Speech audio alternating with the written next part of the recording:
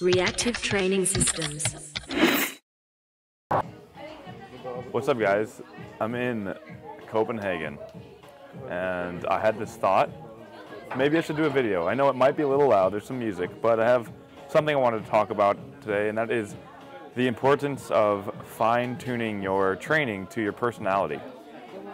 We've been talking a lot about personality and how it works with training, and how important it is to consider that every individual has different personality types, and within the personality type there are different factors that may play into what allows the lifter to benefit the most from their own training.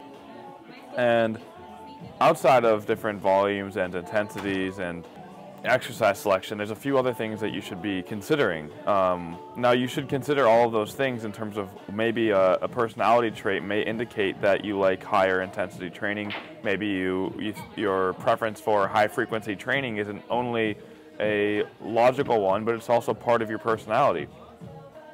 But there's other factors that you might want to consider when writing your programming. For example, lifting at a gym with a lot of people. If you are higher in extroversion, you may be a type of person who benefits from training with people paying attention to you, having people encourage you and cheer you on. Or you may be higher on introversion and you prefer training with lower stimulation, not as many people in the gym, not as many people lifting with you. Perhaps you train in your basement and that's what you prefer and that's what you thrive on. A lot of people like to look at the studies and look what the studies say.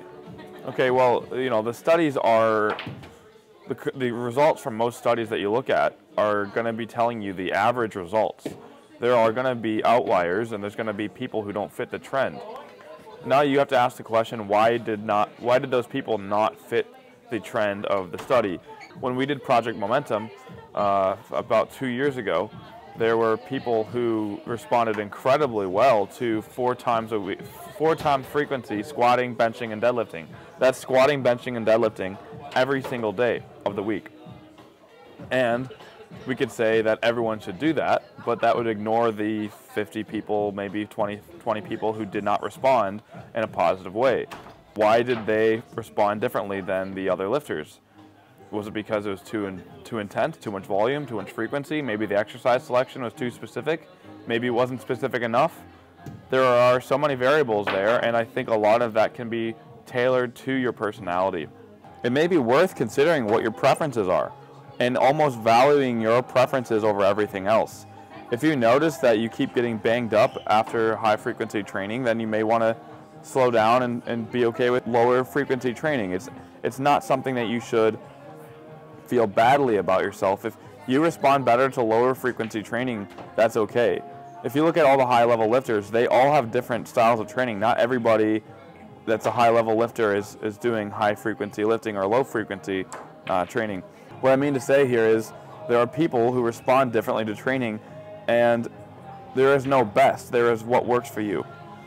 And your personality may be helpful in figuring out, you know, why these things work.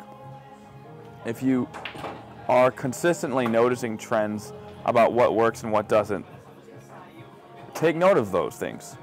What do you like? What do you notice you prefer and you respond well to? Track that and make educated decisions moving forward.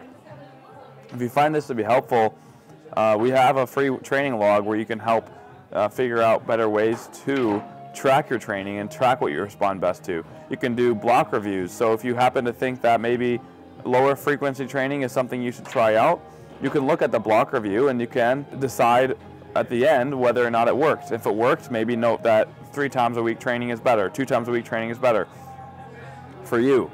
Then switch around exercises. Which exercises do you want to try out? Which exercises do you think will benefit you? Program those in and see what happens.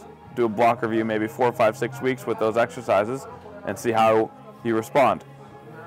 You can do that with any training variable. And note that a lot of these preferences and these things that work for you are largely because of how you are as a person. So I think it's important to recognize those things. I hope this video was helpful. If it wasn't, I'm sorry.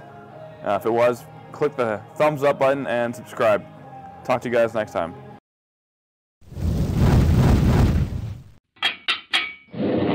Reactive Training Systems.